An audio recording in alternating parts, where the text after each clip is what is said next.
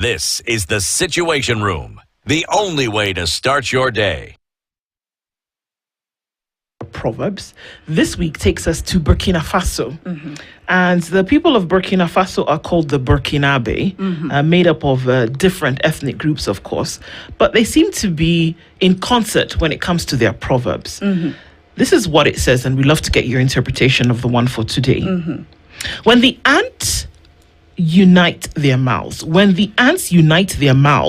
they can carry an elephant. When the ants unite their mouths, they can carry an elephant. What do you make of that? Okay, interesting. Now, that speaks into unity. That speaks into teamwork. That speaks into one direction. And I think it's very, very key as we talk about this at the beginning of the year, because as an individual or even as a team in your office this morning, it's about unity of purpose. It's about unity of direction. Because when you can carry something together, then as the proverb says, you're able to accomplish so much. So it's about unity and teamwork. And that's exactly what you need to take this year to the next level. Yes. Fantastic. So we say Happy New Year, and every time we think about New Year, we think about new things. I was just thinking about the many things that are new this year. People are going to new classes for school, so you have new uniform, you've got new books, people are coming into a new year, so maybe a new strategy. And so strategies are oftentimes that we take audit of the last year and we say, okay, maybe we didn't do this right, or we didn't get this done enough. So then we need to re-strategize in order to make it better in the year to come. Why do we do this? Okay. It's because strategy is direction. Strategy is focus. Without strategy, then you lack direction. We would be busy running about, doing so many things without clarity of where we are headed to. And so strategy is really direction. And without one, we look like a ship sailing with no direction. And that's why it is very critical to relook and re-strategize as the year begins. Yes. Well, it is always the hype of relooking, to go by what you're saying, and re-strategizing or setting up strategy or planning. Resolutions, people will call them. There's always the hype to come up with a lot of those at the beginning of the year. Yes. However, life is a continuum. Just that at some point we say, okay, this is the end of the last year, now we're getting into another year. But this momentum dies off. Yeah. I'm sure by March, if we get to review a lot of the resolutions that have been put up by people at a personal level, corporate and otherwise, things do shift. Yes. So for us to have a sustainable strategy or a relook of our lives, whether I want to grow a lot of grass or whatever it is I need to do, how does one get to just restructure themselves internally as an individual, as an organization, as a people, so that you have a sustainable strategy? The resolution does not die off mid-year, and then you're left with the consequences of that. Interesting. That happens all the time, even in businesses. Yes. Now, the first thing, as you said clearly, is relook into your previous year, because you'd want to review what you got right and what you did not get right, so that where you had gaps, then we would know these are areas of weaknesses that ought to be addressed. So it's an internal audit, what we call a SWOT analysis, So there is a SWOT even for personal strategies, so that you review your strengths, but also your gaps in terms of your weaknesses. Now, once you do that, we know that you already have a gap in a certain area, and so you know how to work on it. Now, secondly, we want to set goals that are not vague, because most times we have goals that are not clear. They are neither here nor there. Now, they have to be so clear, they have to be measurable, they have to be attainable, they have to be smart. And so once we set those goals, again, they have to be not too many. Sometimes, again, we have a whole list of goals. You have over 20 things that you want to achieve. Which sometimes is very overwhelming, even for our minds. So you just need a few goals that are must-win for you. Now, once you have your must-win goals that are clear, then the next thing, we want to break them down into small actionable points. Because again, when you leave them as the high-end goals, they just become some nice goals on paper. You have to break them down into small, actionable goals with clear timelines. Now, with that, your mind would easily digest and realize that, if I want to lose, say, weight this year, Yes. being a personal goal, I need to just be doing, say, 3 press-ups every day. No, just don't eat. You don't know, it's January anyway. Yeah. So I mean, Right? So whichever action you choose, Yes. but break it down into a smaller, actionable win that your mind can digest. That way then, it comes down from the bigger mega goal where you're saying you want to lose 20 pounds or whatever you want to lose to now something that your mind can really understand. So break them down and then now get into the consistency of continuously doing that every day, every week, making it a habit.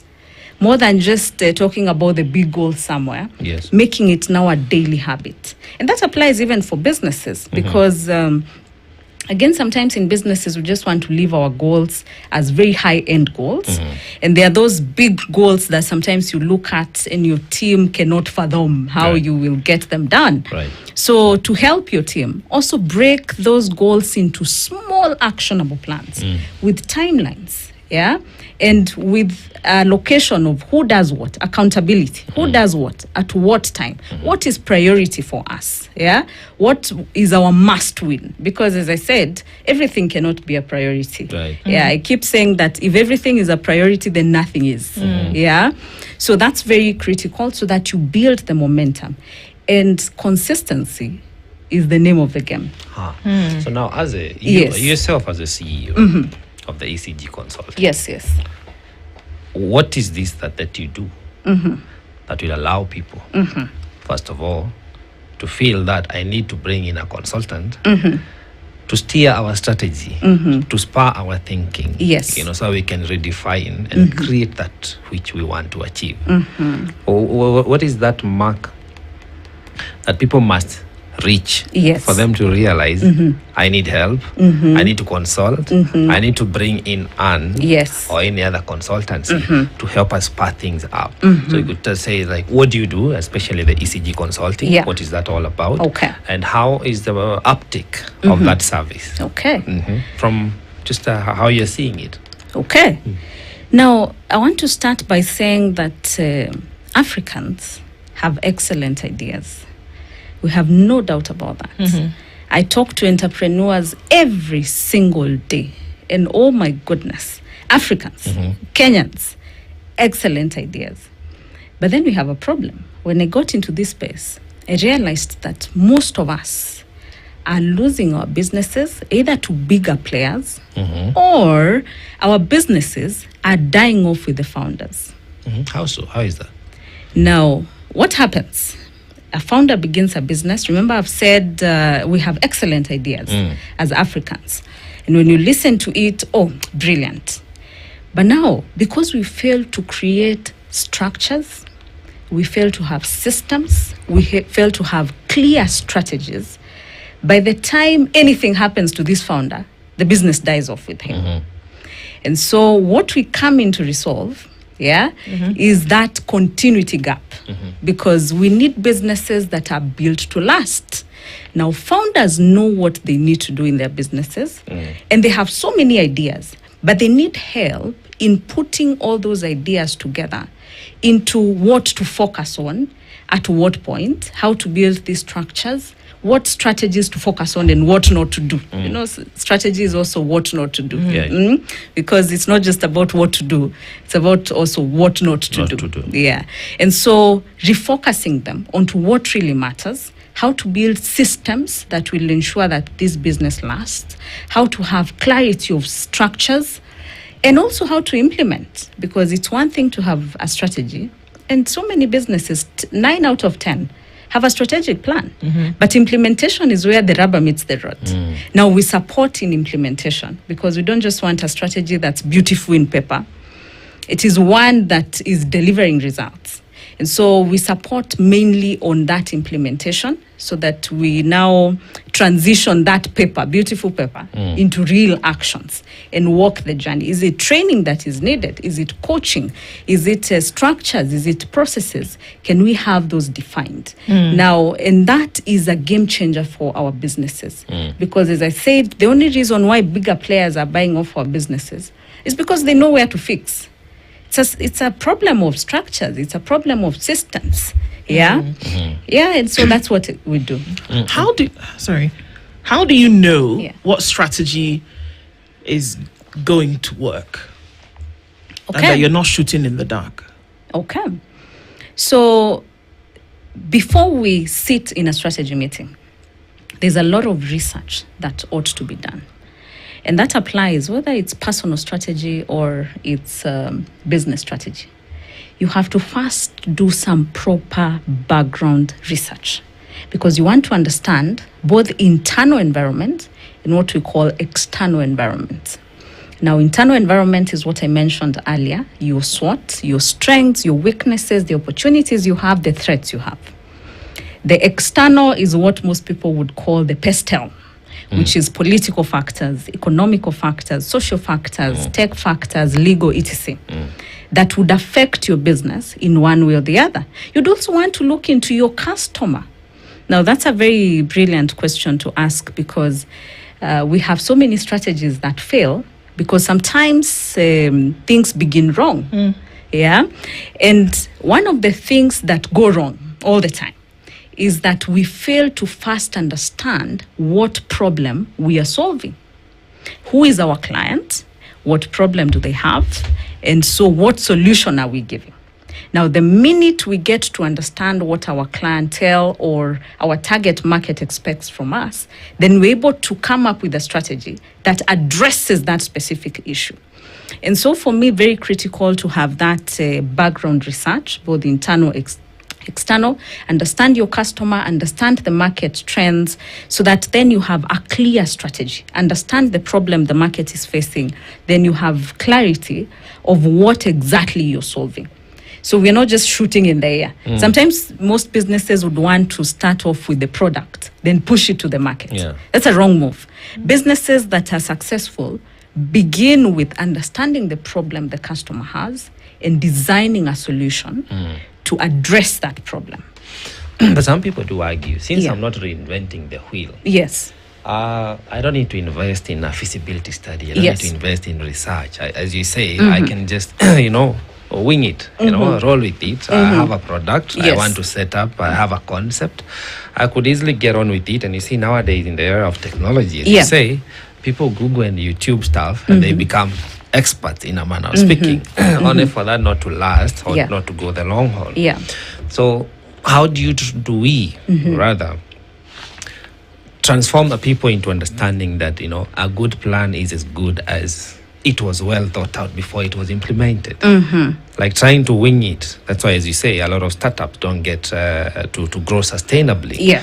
A lot of mergers, a lot of partnerships, they could come to play in the heat of the moment if the season has been good, but then 6 or 2 or 4 quarters into the future, they collapse. How do you transition people to understand that research, feasibility study, consultancy is not a waste of resources? Okay.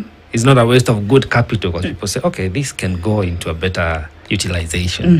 How do you transition this? Okay. I love to say that there are 2 types of tasks.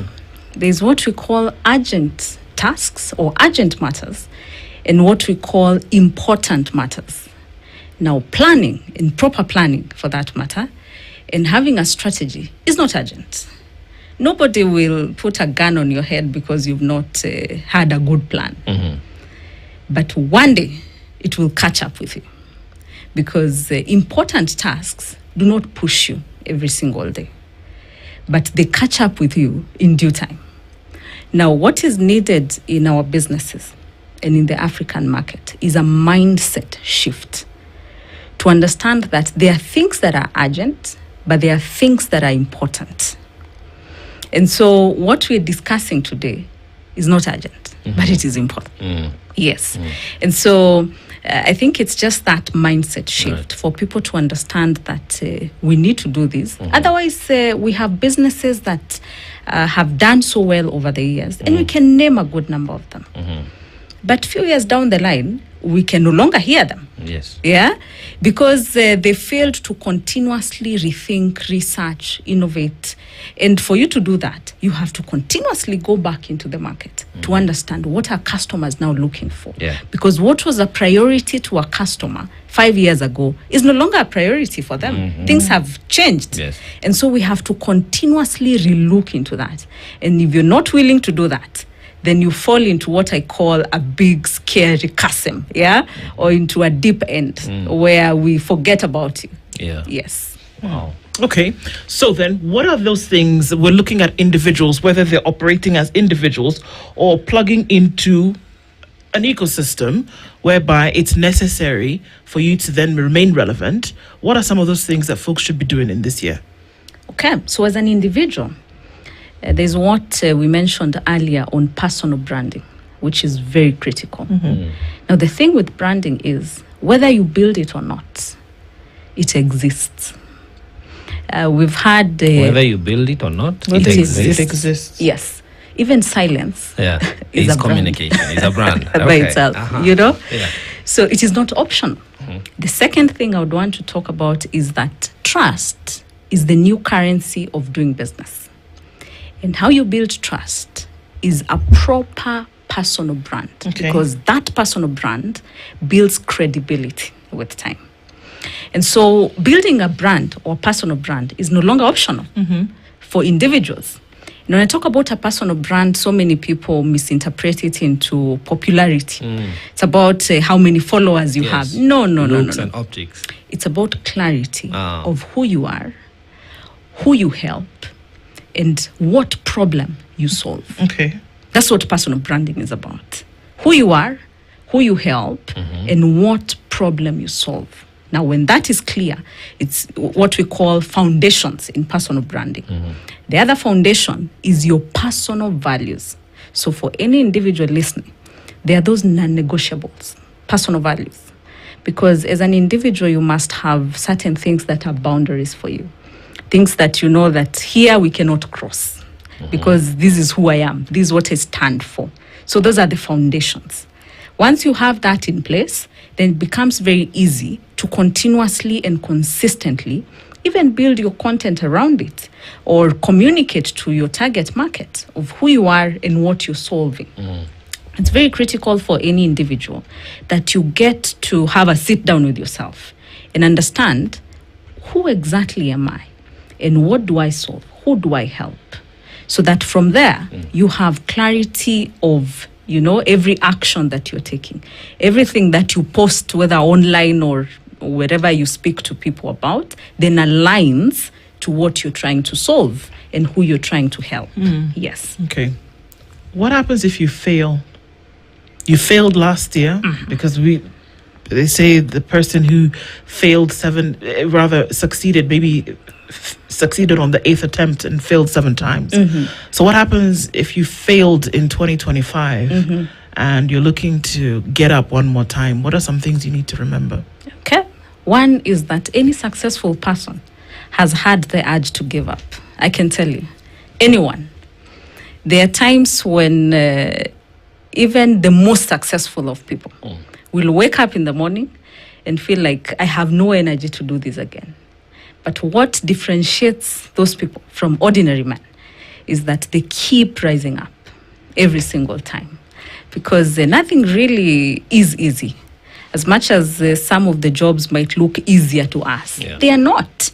So it's about consistency. It's about the small wins. And I would want to emphasize on the small wins because sometimes we are too focused on the big mega wins that we forget the small milestones we're able to achieve every single time. So celebrate the small wins. They give you the momentum and the energy to keep running and pursuing those big wins.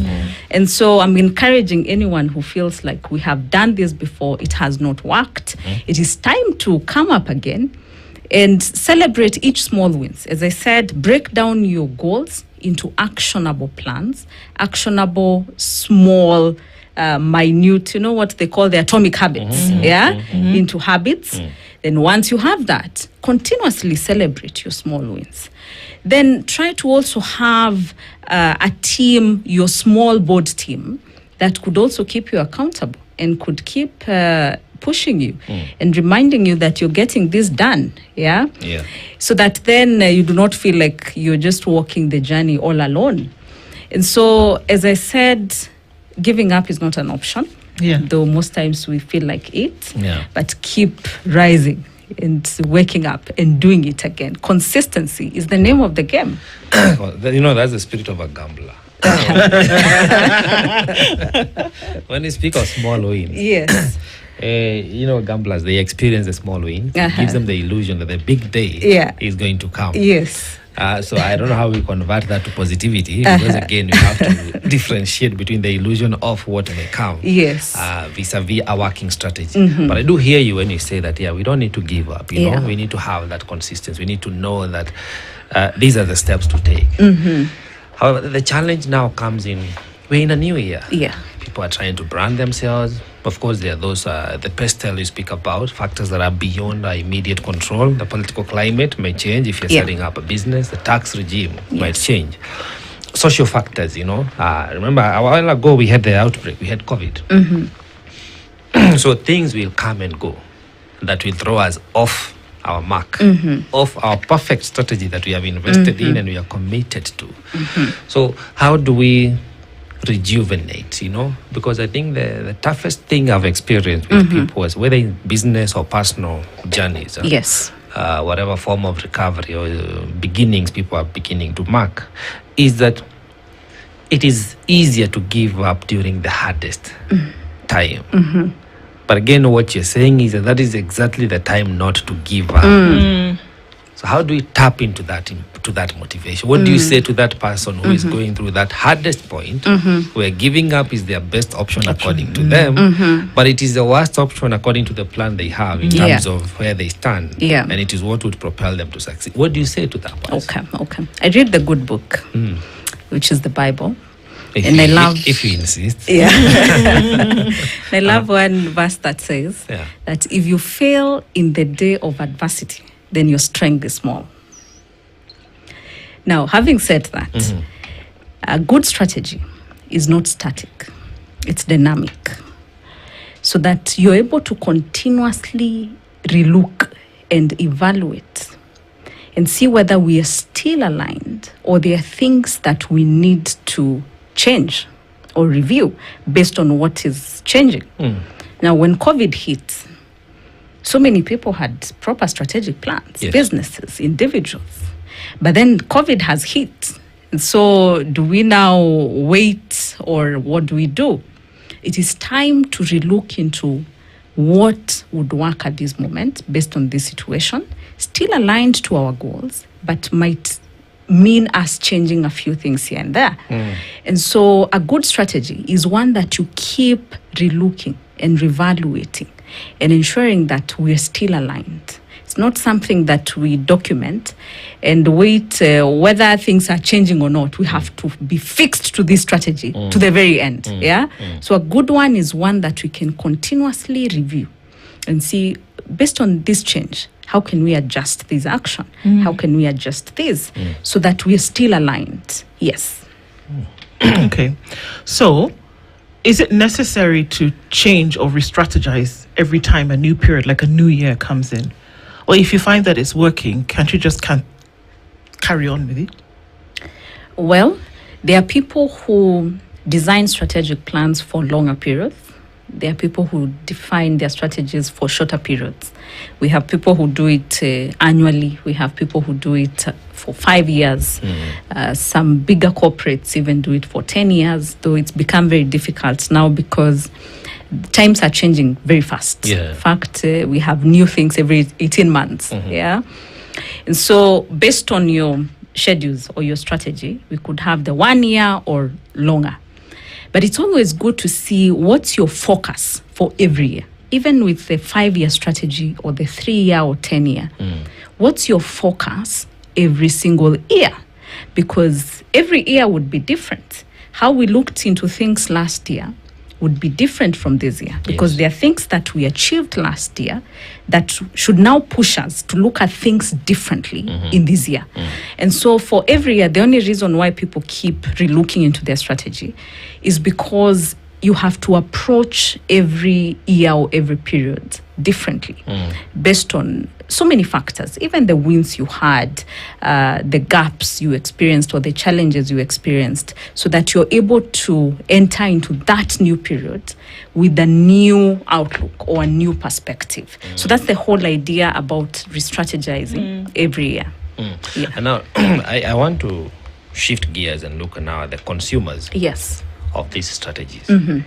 A lot of time you will come in, you will help people strategize. They'll have a plan, they'll have a product, they'll have a service they can offer, but they're offering to customers, the consumers. Sometimes we, the consumers, are misled by the presentation, the first impression impact, by the presentation of the would-be suppliers of either a product or a service, only to realize the strategy I bought into actually cannot deliver what I was buying, whether it's a service or a product. How and these are market dynamics, because again, the market gimmicks, they keep shifting, and they are all there to woo the customer to come to your corner. So how then would we know, would I as a consumer, if you shift gears, because you advise a person to develop a product, a strategy that they're going to serve out there, especially in business. But now these customers, how do I get to look and see, from what Anne said and how they develop this strategy, it can actually deliver for me. It can actually get me to the destination that I want to get to. What would I be looking for when I'm sourcing for a supplier of a product or a service? What are the things, the indicators that indeed this can hold the long haul? Okay. So I'm trying to listen to what you're saying. Right. Are you asking from the point of the client, the owner of the business, or The customer to the business. okay, or the customer to this To the business that you're working that you have advised, Aha. that you have developed a strategy. Yes. Because you've had a lot of enterprises collapse. Yes. And they have, for one reason or the other, depending on any industry we can pick, they had taken the customer's resources. They had promised to deliver. Yes. That promise was based on a strategy that you had developed, and you is a figurative you. Yes. You had developed with them. Yes. Then something somewhere along the way, the customer becomes the loser. So how do we put the customer on the lookout? What should they interrogate when they're interacting with a supplier in terms of a strategy? Okay. Right. Excellent.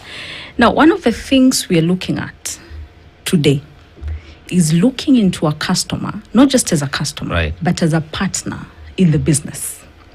Because the minute you look at a customer from that perspective, everything changes. Because we stop seeing them as just people we are pushing products to or services to, but we start seeing them as people we are partnering with to support, resolve whatever problem they have by the solutions we are offering. And so as a business, it is every time, and there's one big business in the world that has a very interesting strategy. In every of their meetings, they have a seat, an empty seat for a customer. So they assume the customer is seated there. And so every decision they're making, the customer has to be involved. And so they'll be asking, okay, what would be the customer be saying, or what would be their response Right. on whatever we are discussing today. And so the minute businesses look into customers from that perspective, then everything changes. So I would encourage businesses to stop just pushing things to customers, but listen more from customers.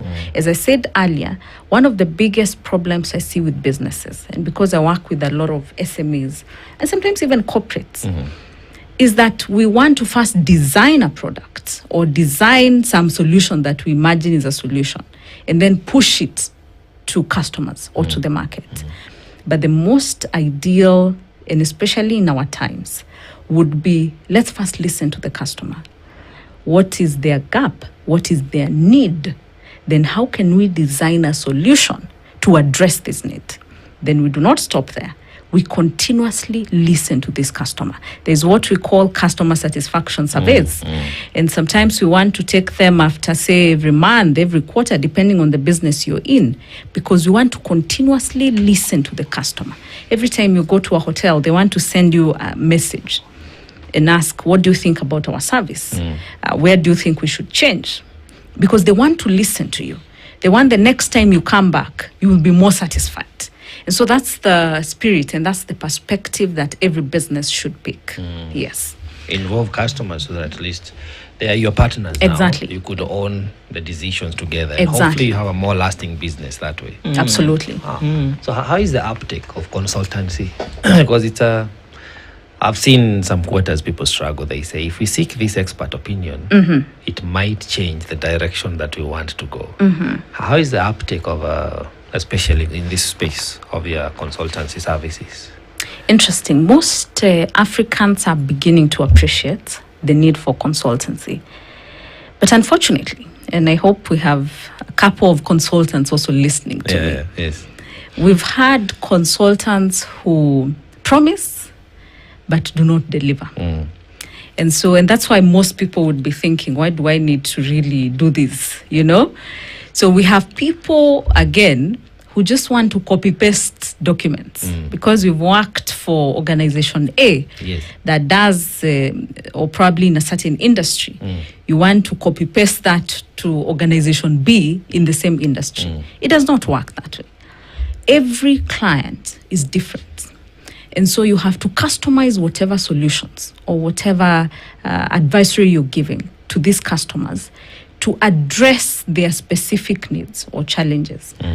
So consultancy is very critical, and that's why most of the businesses in the West and other places have done quite well, because they actually bring in consultants early enough. And they're able to get clarity of what is priority and what to focus on. So we're seeing a lot of that uptake in the African market. But that challenge that I've mentioned, the fact that we have so many of these people who would just be calling themselves consultants, but then we fail to deliver on the promise. And that is a big challenge to the customers, and especially in the African market where we have so many priorities. You're imagining you have taxes, you have employees to pay, you have people to train, you have all these things to handle. And so you would need someone who delivers on what they promised. And not just deliver, but deliver value. Yes. That's interesting. When we look at the measures for success, obviously, for a lot of people, when we talk about branding and re-strategy and all of this at the beginning of the year, usually we tie it to a monetary value that would then indicate that we're doing all right. But are there other ways that we can monitor and evaluate and say that actually, as a person plugging into ecosystems, I'm actually doing better without, necessarily seeing a money or indicator attached to it. So how do you know you're doing okay even if the kaching is not in the account? Okay. So we have two types of metrics. And you would call them lead measures and lag measures. Now, lead measures are what lead us to the results you're talking about, like the monetary results. Now, lead measures would be actions or deliverables or successes that might not be the main goals, but then they are somewhere along the way of getting us to the main goals. That's why they are leading us. That's why they are called lead measures. And so it's very critical to measure those lead measures as well, because without them, we're not going to see the lag measure. We're not going to see the final goals that we're looking at. So the lead measures are very critical. Those small wins that I was talking about, those small actions and activities that we get into on a weekly basis, on a monthly basis, they are very critical. And they have to be measured, because without them, we cannot see the results we are looking for. And so for businesses or even individuals, even as a personal branding strategy for an individual, you have to look into what are your other small wins. And as I said earlier, celebrate them. If you have your teams, they have made a milestone or they have achieved a milestone. It might not be the final goal, but we are getting closer there. An example would be, we're looking forward to, say, close one big client. Now, for us together, there are what we call, people in marketing would know, we have what we call leads or prospects. So it would mean we need to, say, attend a forum that has where we connect with, say, 10 people. Now, if we fail to connect with those 10 people, we will never narrow down to the one person we're looking for, one big client we're looking for. And so the fact that we have connected with the 10 people, we have probably done a presentation to them, that is a lead measure. And that should be celebrated as we look forward to getting to the one big client that we seek to close. Because there is now what we call conversion rates in between and all that. So those are very critical, that you have your smaller wins with timelines that you can be looking back at and saying, by end of this month, we had planned to have, in our pipeline, maybe 20 new leads, and we have them. That calls for a celebration, or that should be, okay, I do not mean that we now call for a party and, Should be acknowledged. Should be acknowledged. As that we are on course. Exactly. Yeah. So that then this is what gets us to what we are looking at, the bigger goal that we're looking at. Yes. Okay. So for folks who may have never Yeah. had a strategy, ever, as in it doesn't even come to your mind like, okay, so they're starting off the year, I need to do things a little bit differently, regardless of whatever, position that you are in. You never thought the need to actually put things down. The question is, all these things that people are doing, I'm seeing people doing vision boards. Yeah. Seeing people writing things down, resolutions, and they're thinking, okay, see, we just get up and we go. We try the best you can do every day. Yeah. You have a plan for the day you get through. Are they justified in that thought?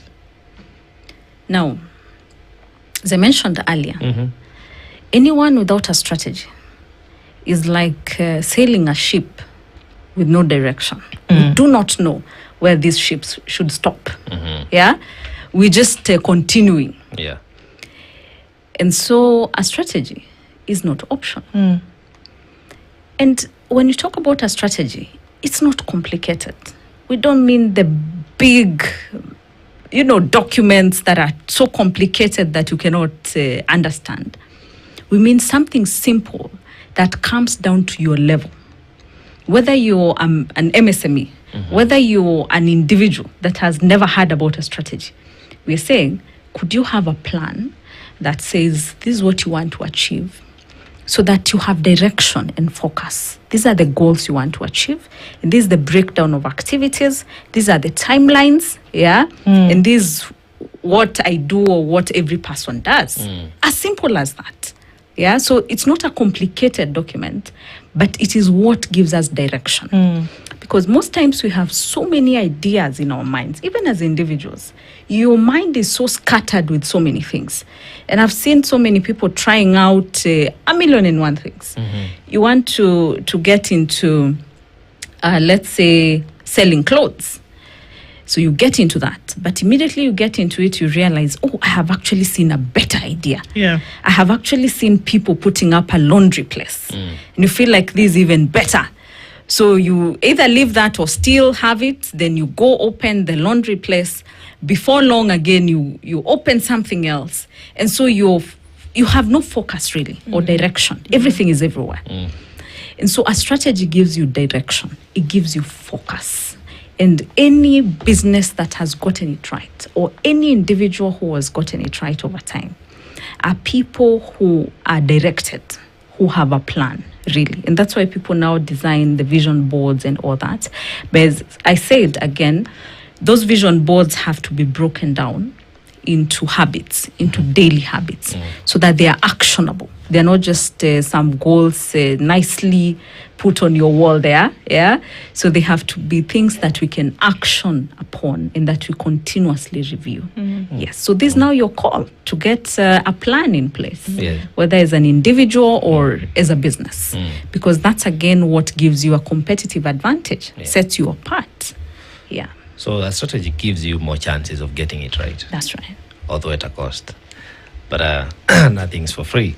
So if I'm looking for a consultancy, or a consultant, to come in and offer us strategic direction or help us even develop a strategy, what should I be looking at? Because as you said, there are many out here. Yes. So what do I look at? We know what should, like if I'm looking for a doctor, I would go and maybe I look at the wall, they're hanging that certificate of qualification from this body that authorizes and regulates practice.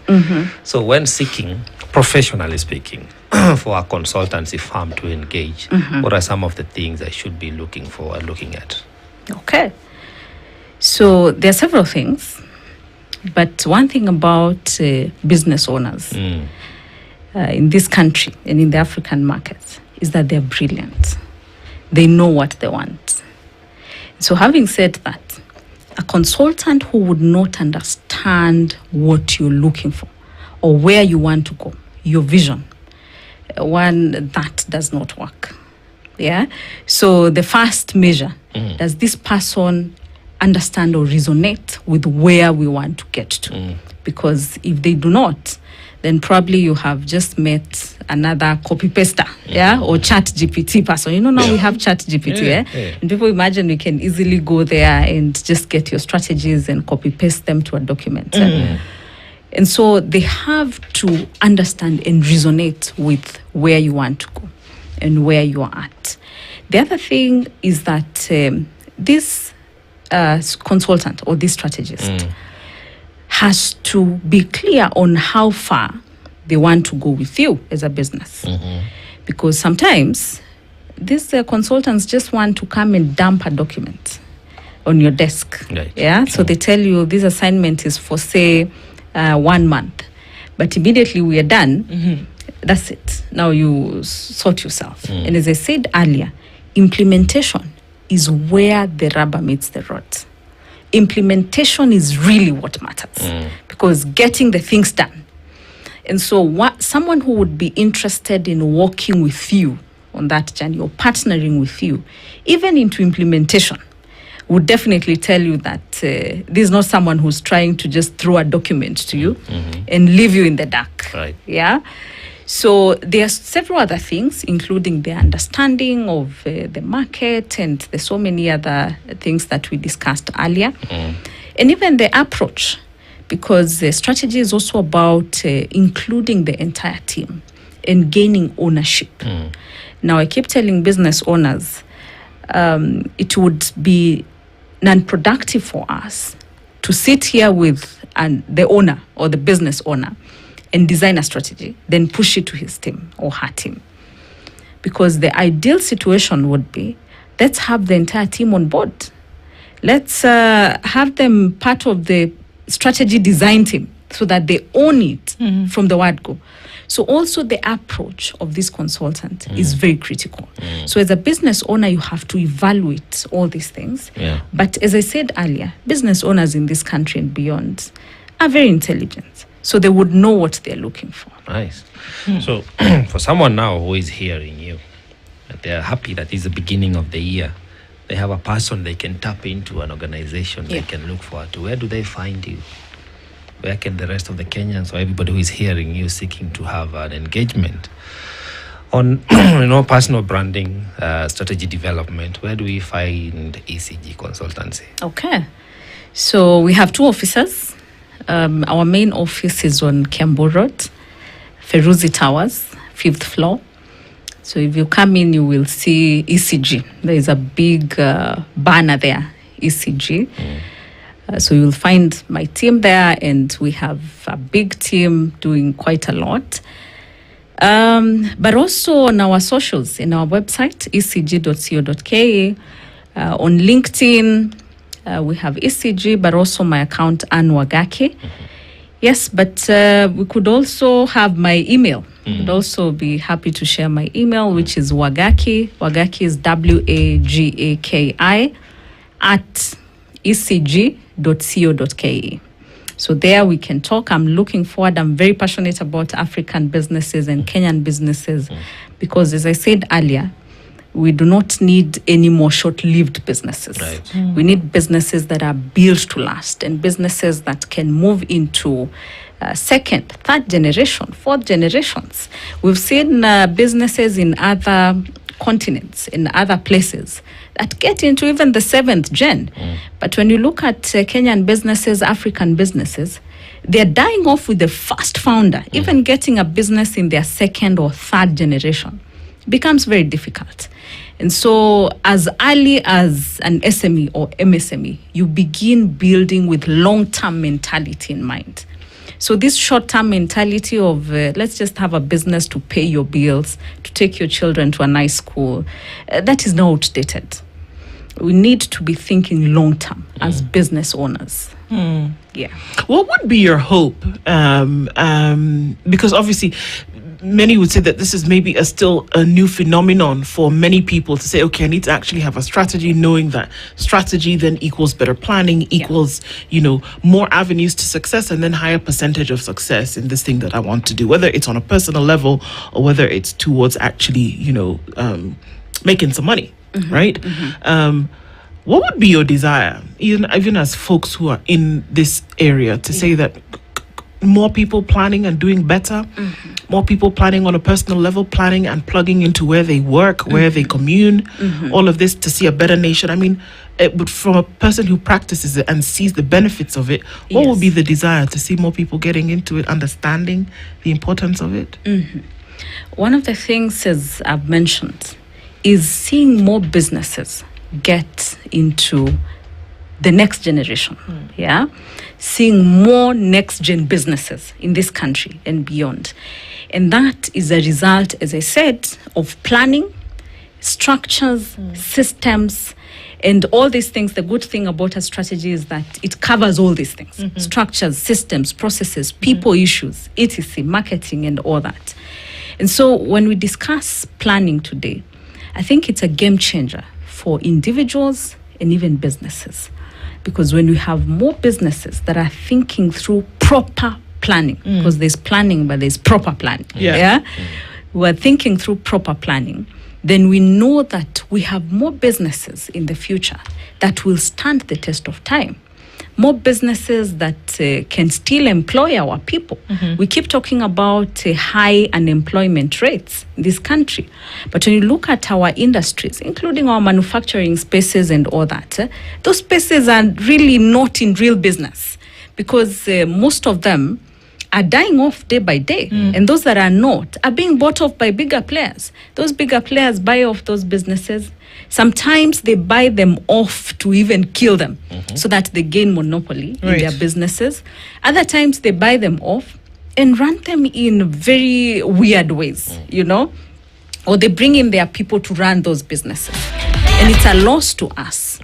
And so it would be my joy to see more businesses growing and, pushing their vision to the next level, to the next generation, purposefully, especially. Yes.